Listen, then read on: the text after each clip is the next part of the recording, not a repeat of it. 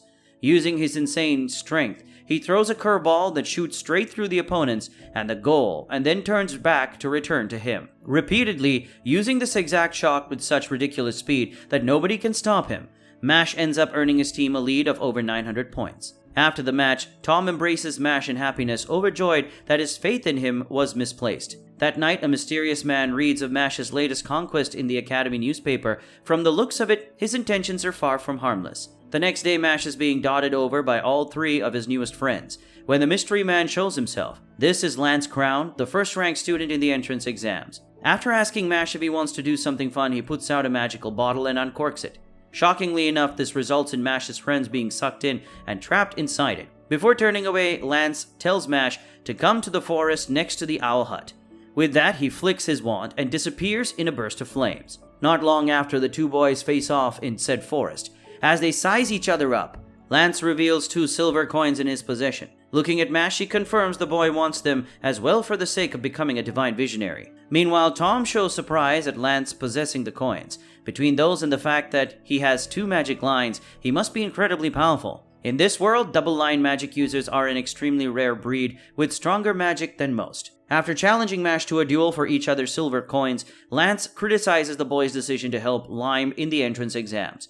Mash, on the other hand, simply wants to get on with it and says as such. Deciding to comply, Lance pulls out his wand and starts by using Graviole, a gravity spell. With this, he flattens the entire area of the forest around them into a battlefield. With their stage ready, Mash leaps at Lance with his fist raised. Before he can reach his opponent though, Lance uses Graviole to crush him into the ground. Under the effects of increased gravity, there's little Mash can do.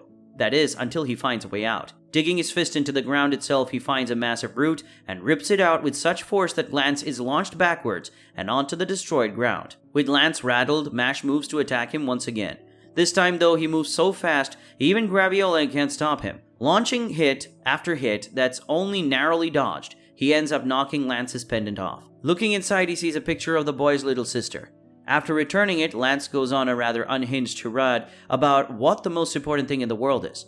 According to him, it's his little sister. Walking up to the edge of a cliff, Lance holds the bottle containing Mash's friends over it. Here he tells Mash that he'll drop them and use Graviole to speed up their fall. As Mash goes to save them, he'll attack and defeat him. While he normally wouldn't do such things, he'll do anything to become a divine visionary. To attain the power to crush the current system, one that would condemn his little sister to death. all because she has an illness that's taking away her magic. Turning his head back to Mash, he's shocked to see the boy in workout gear.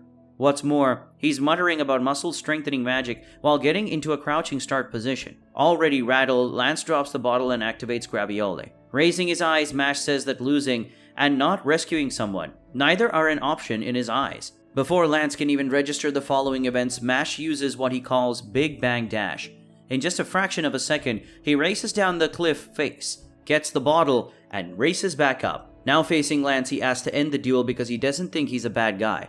After all, the bottle he dropped was a fake. Even as Lance insists on continuing, Mash just speeds through all his pockets and recovers the real bottle. Confused and frustrated, Lance yells out to question why Mash would give up the chance to get silver coins. When he responds though, the double-line magician is reminded of something his sister once said. His heart softened and his anger disappeared. He only can accept Mash's decision to end the fight. As he walks away though, he tosses a silver coin to Mash, knowing he's the true victor today. Meanwhile, Mash is left to deal with the maniacal fawning of his now freed friends. While discussing how 5 silver coins can be combined to make 1 gold, Finn and Mash realize they have a potions assignment due soon. While Finn starts panicking, they find themselves saved by the appearance of Lance. The top ranker decides to help the two with their assignment, but not before being knocked out via Little Sister Blast from Mash. In the kitchens, he teaches the duo how to calm a mandragora and use it as an ingredient. While Finn succeeds after a couple of attempts, Mash ends up just slapping his into submission. Following that, he somehow manages to turn the potions assignment into a cream puff cooking session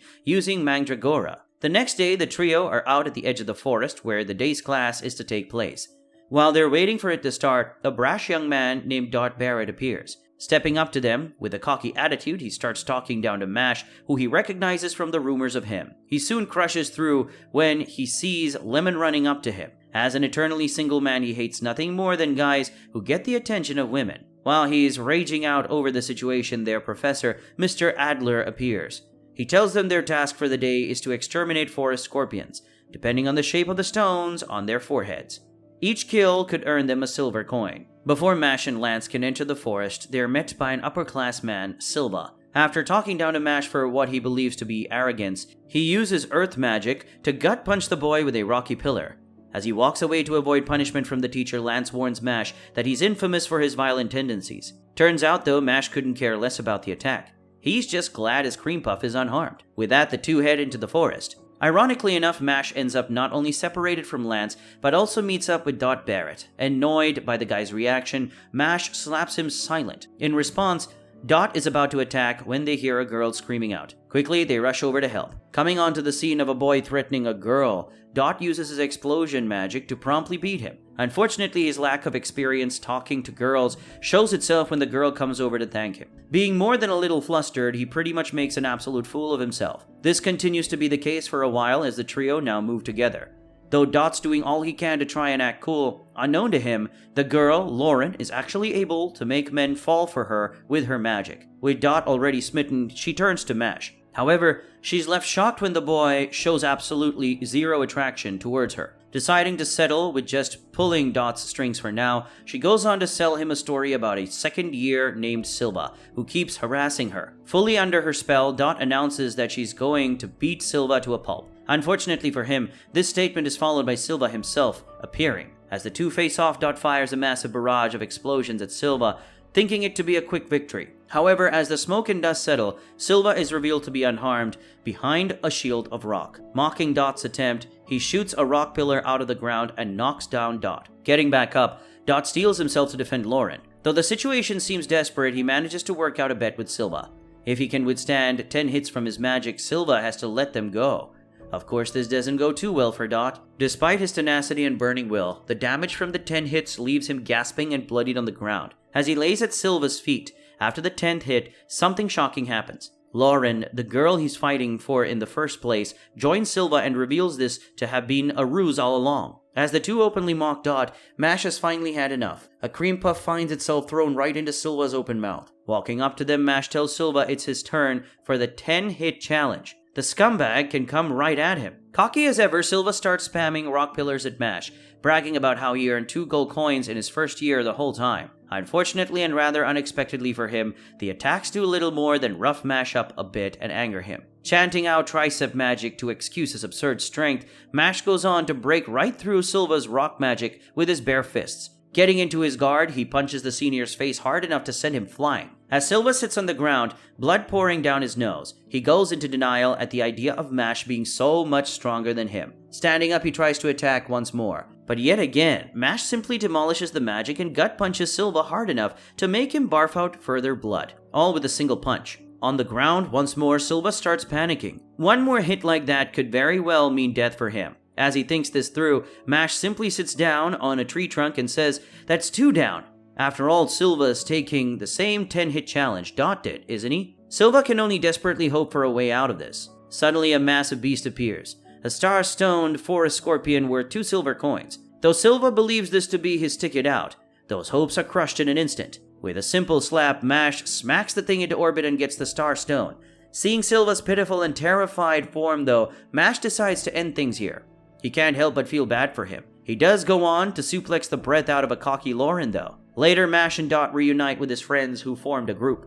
Before parting ways, Mash and Dot form a bond of somewhat friendly rivalry. As they bicker, Lance finally says his part. He reveals Silva's attack on him was a targeted one. The Langdorm is well known for its belief in blood purity and their superiority to normal people. As a member of Langdorm, Silva was likely sent to steal the coins of Adler dorm students, the dorm with most students of common birth. The ones to send Silva were likely the dorm's elite, the Magia Lupus. Thanks to the silver coins he earned today, Mash now has a full gold coin. With that, he'll be a bigger target than ever. Keeping this in mind, Lance warns him to stay away from Lang and always stick around a dormmate. At the time of their next class, Mash does the opposite.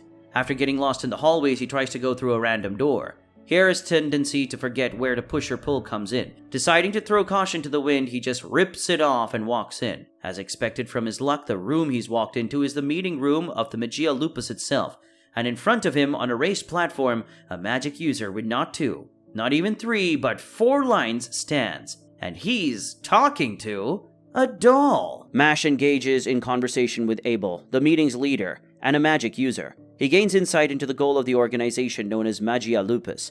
Their objective is to restore a survival of the fittest mentality, believing that equality for all hinders the advancement of strong individuals. Abel views humans as akin to beasts and advocates for the elimination of the weak among them. In an attempt to persuade Mash, Abel offers to let him go in exchange for a gold coin. However, Mash, displaying his cockiness, adamantly refuses. To thwart him, the leader of Magia Lupus launches a magical puppet to steal Mash's gold coin. Nonetheless, the magicless boy easily overcomes the puppet. He discovers that cutting its strings restores the human trapped within, who turns out to be Silva. It becomes evident that these magical dolls are actually manipulated individuals controlled by the elite organization. The leader then deploys another clown-like puppet that effortlessly snatches Mash's gold coin away. Realizing his mistake in underestimating his opponents, Mash reluctantly accepts defeat. In an unfortunate turn of events, he accidentally stumbles over Silva, nearly killing him. Deciding to relinquish the gold coin, Mash escorts Silva to the nurse's office for treatment. Before departing, Mash challenges the leader, asserting that nothing can prevent him from becoming a divine visionary. After he leaves, the members of the organization realize that Mash had employed a lightning-fast sleight of hand to swap the gold coin with the puppet's button, leaving them shocked. Later, Silva regains consciousness in the infirmary, devoid of any recollection of the time he spent as a doll. Silva finds himself bewildered by Mash's act of saving him without concern for their enmity, solely because it was the right thing to do. Meanwhile, Lance and Dot engage in a heated argument while seated in Finn's and Mash's room. Their dispute comes to a halt when Mash enters. Lance requests his assistance in devising a strategy to acquire more coins, while Dot's thoughts only revolve around finding a girlfriend. While Finn is concerned about the lack of unity among the boys, suddenly Lemon arrives there and takes them to see the magical scale display. It reveals that Mash is possessing Adler's only gold coin, whereas Lang has accumulated 15 coins. The members of Langdorm have been launching attacks and stealing coins from other dormitories. Lemon implores Mash to work harder and obtain more coins, as the upperclassmen of their dorm and absent due to off-campus internships. Determined to counter Langdorm's sinister plot, Lance and Mash resolve to confront them directly. Subsequently, Mash finds himself cleaning the owl hut as instructed by the headmaster, with Lance joining him. Unexpectedly, they are assaulted by 2 members of Magia Lupus, 6th Magic Fang Olor, who transforms into a shark, and 7th Magic Fang Answer, who controls a magical shuriken. The members wager gold coins on their battle outcomes. Olore transports Mash to an underwater pocket dimension, where he pursues him relentlessly. Meanwhile, Lance confronts Answer. Initially hesitant to use his magic due to the presence of owls, Lance sustains multiple injuries. Eventually, he utilizes his graviole magic to gather the owls in one corner, enticing them with a bag of feed. Answer, who had previously mocked Lance as a member who was weak of the crown family, is astounded to witness his act of saving the owls. Lance effortlessly overwhelms Answer and his shuriken, crushing them with his gravity magic. The Magia Lupia member is perplexed by the stark difference in strength between him and Lance, even though they possess the same double lines. Lance imparts a valuable lesson to his opponent, emphasizing how those who fight solely for themselves are destined to be outmatched by those who fight with a purpose, like himself. Meanwhile, Mash, despite his belief that he cannot swim, effortlessly glides through the water at a staggering speed of over 10 kilometers per hour, displaying superhuman abilities. This development unsettles Olore, prompting him to further transform into a sea shark form. However, Mash relentlessly strikes him with immense force, easily overpowering Olore and rendering his magic useless. As Answer and Olore lie unconscious on the ground, Lance claims their gold coin. Suddenly, a masked member of Magia Lupus emerges, possessing the ability to nullify spells and moving faster than Mash can even throw a punch. This mysterious figure's sole intention is to retrieve their fallen comrades. Mash attempts to defeat him, but his speed proves insufficient against the swift and agile masked individual. The Magia Lupus member departs after successfully retrieving Answer and Olore, promising a future encounter with Mash. As he leaves, the mysterious figure realizes that Mash managed to crack his mask without relying on any magic, leading him to wonder if he possesses a uniqueness comparable to his own. The masked figure steals another gold coin, this time from the magma master of the Orca dorm.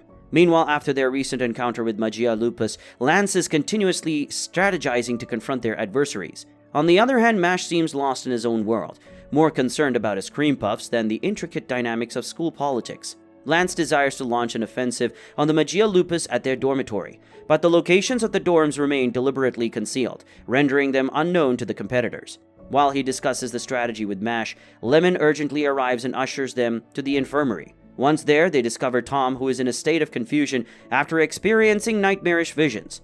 Tom describes his dream of being trapped in a dark box, unable to utter a word. Furthermore, he discloses that his magical abilities have been completely drained, leaving him devoid of any magical energy. A dozen other students also lie in the infirmary, experiencing similar nightmares and suffering from magical depletion. These distressing events unfold while the headmaster is absent, having been summoned by the Magical Bureau. Deeply concerned by the students' condition, Lemon presents Mash with a handmade cream puff plush toy as a symbol of good luck.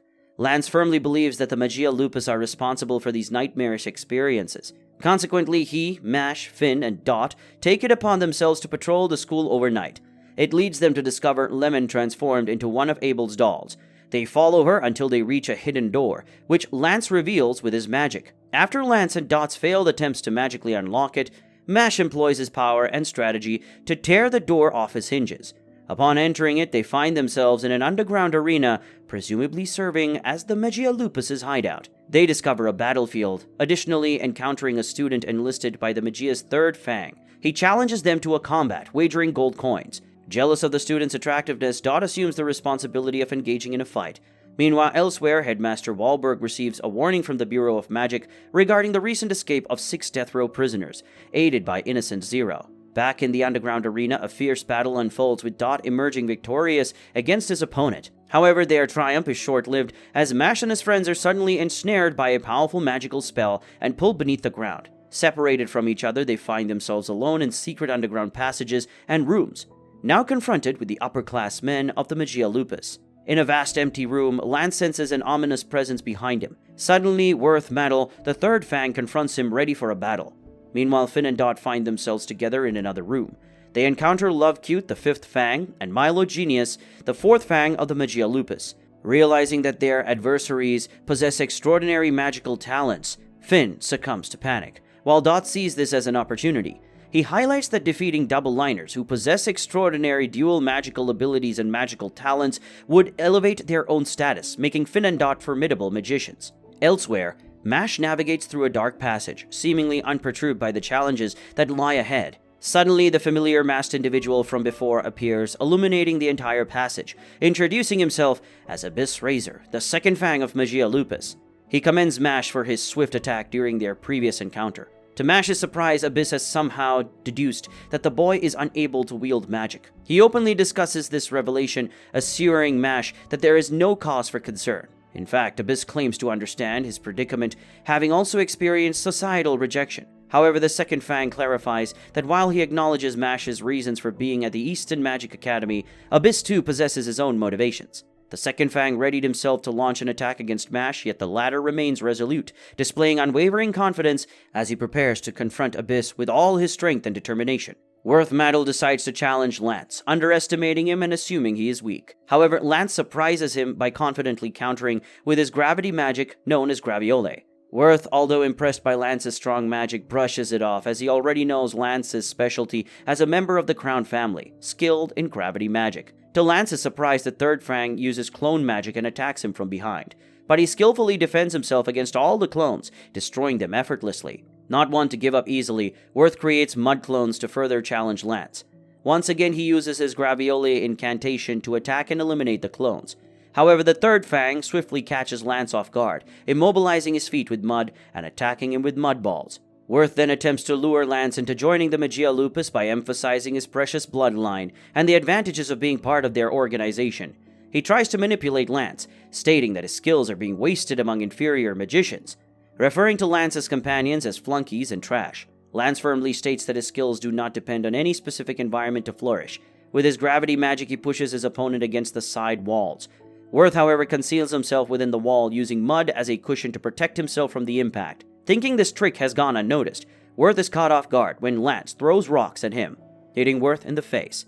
Worth emerges from the wall, wondering if Lance has already figured out his strategy. Lance taunts Worth, highlighting that his strength is merely a result of his environment, emphasizing his own superiority. Worth acknowledges the truth given his innate abilities and elite education. Unfazed, he reveals a potion that enhances magical power given to Magia Lupus members as a reward. Empowered, he summons a massive mud monster, using a higher tier magic called Mudoro's Second Death. Lance surprises him by responding with his own higher tier magic, Graviole's Second Death, unleashing torture poles that tear the mud monster apart. He reveals that Second Death is a higher tier magic only allowed for certain individuals with dual abilities.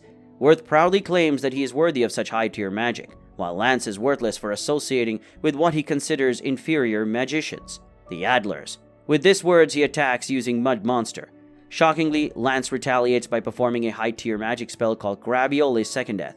He unleashes torture poles that exert a strong gravitational pull from all directions. The force from them tears the mud monster apart. Defeated and feeling worthless, Worth reflects on how his father always belittled him despite his efforts. Lance, empathizing with Worth's state of mind, shares his own experiences of societal expectations, all the while recalling his sister's aspirations.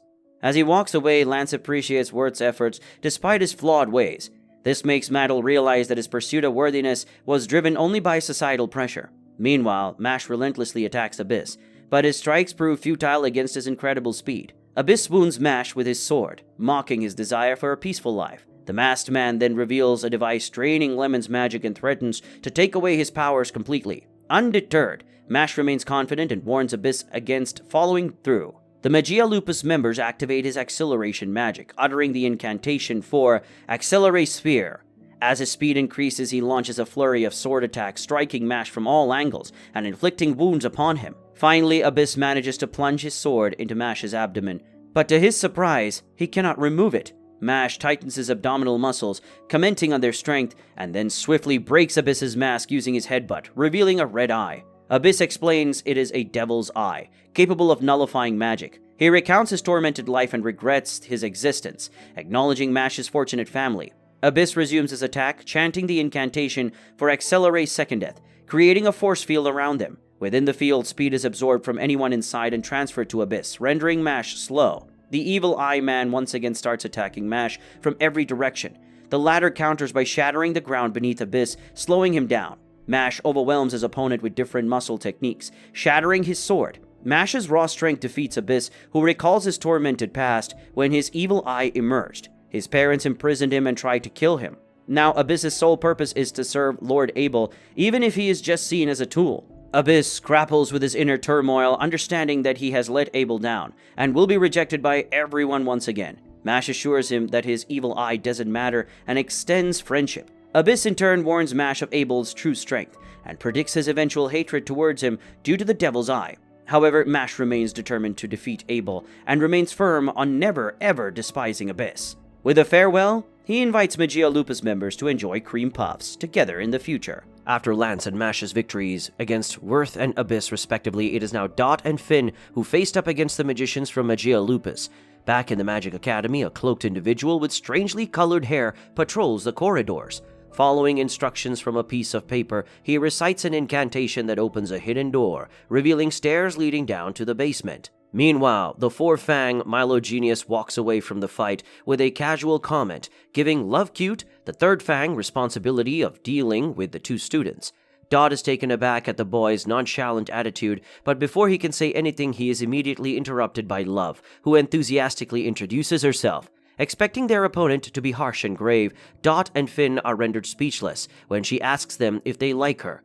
Even a ladies' man like Dot cannot come up with an answer, as Love continues to whine and ask them if they think she's cute. Having had enough of her pick-me-girl vibes, he finally tells her that he is in love with a girl named Lemon already. This is when shit hits the fan, as Love's girly demeanor immediately evaporates and her magical wand begins to glow. Pronouncing them both dead, she fires a tornado-like strike that Dot repels at the last moment.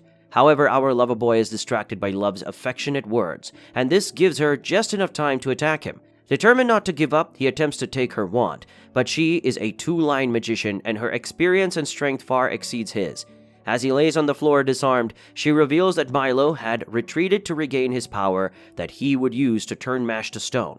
It would only take a limited amount of time, and once Love ended the two magicians, there will be no one in his way. She then proceeds to trap him in a giant tornado and moves to her next victim, Finn. As his strength begins to seep out and he loses consciousness, Dot can only visualize his sister, telling him that if he ever met a true friend, he should protect him no matter the cost.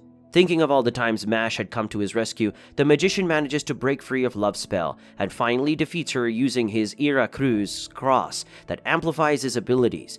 Just as it seems that the fight is over, Milo Genius makes a grand entrance, injuring Dot with his stone statue.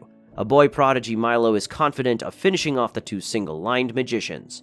The cloaked magician with the peculiar hair comes to their rescue. It's revealed that he is the divine visionary and his magical abilities further exhibit his high rank.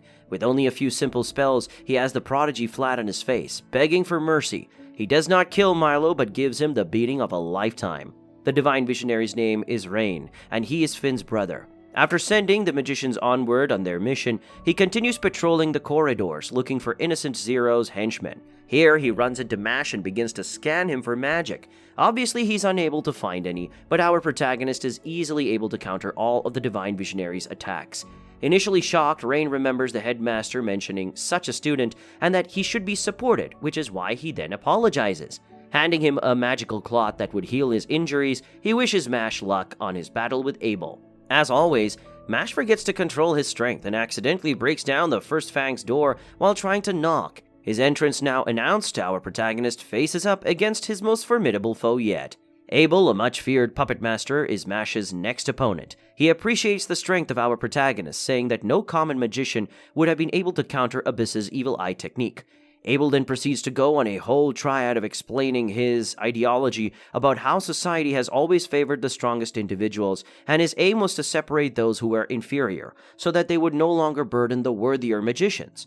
Those without magical abilities would be shunned to a corner, and a new world order appreciating the superiors would be created. Thinking about how his father had raised him with love and care, despite his lack of magical abilities, Mash refuses to accept such a world where selfishness and ego would reign supreme. Once he realizes that Mash will not change his mind, Abel uses his mannequins to attack our protagonist, against whom he is easily able to defend against.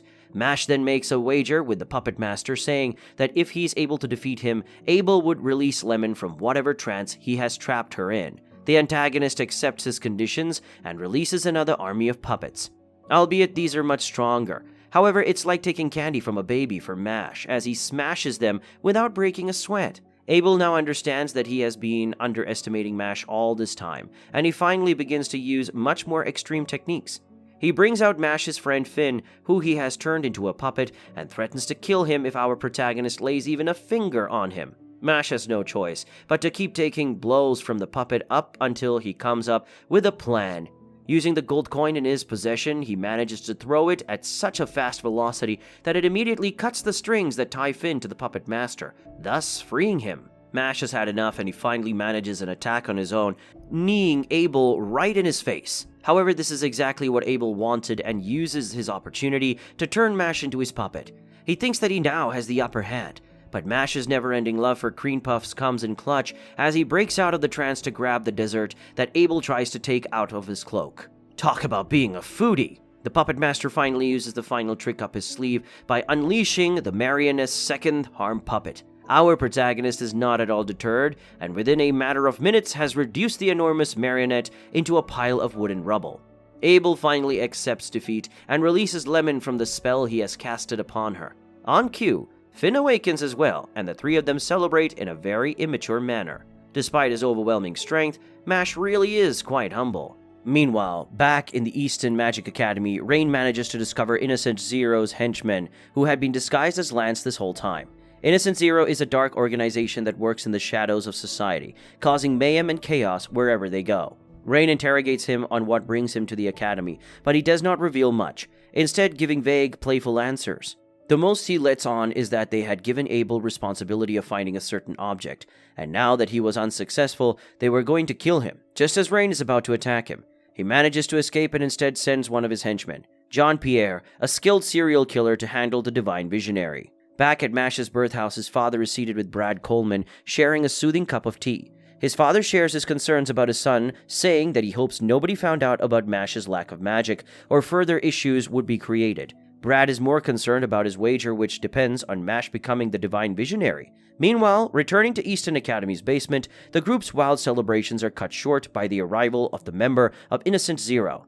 Mash has gone out for a bathroom break when the magician walks into the underground room and with a simple gesture sends his friends flying to the corner. Reptilian yellow eyes and two black lines running over his sockets indicate his high level of power. Walking towards Abel, the magician mocks him for not being able to become the strongest student in the academy, and even though the puppet master did provide the organization with valuable information about the principal, he is now merely a loose end. He then enchants Abel's hands to wrap themselves around his own neck and suffocates him.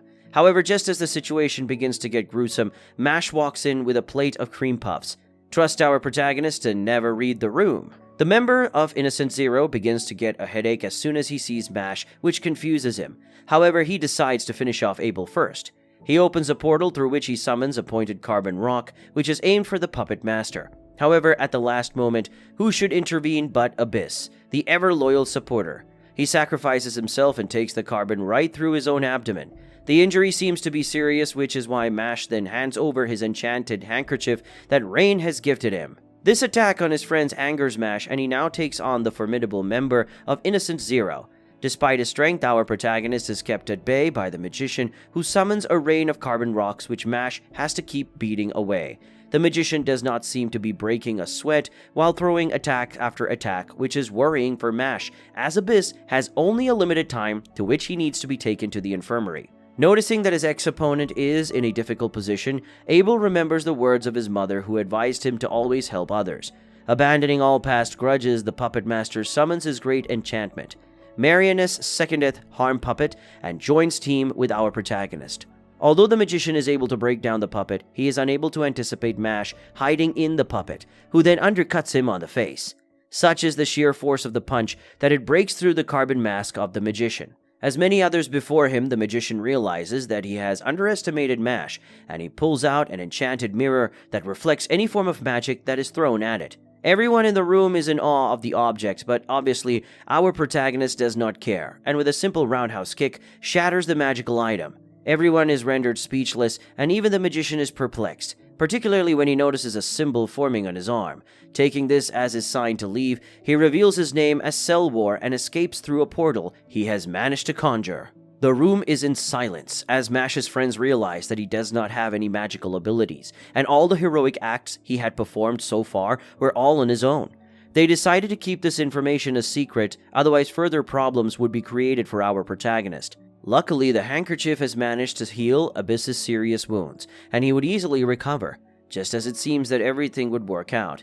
A student that was controlled by Abel's puppet spell awakens and threatens to reveal Mash's secret. While everyone else starts to panic, our protagonist is busy munching on a cream puff. Typical Mash.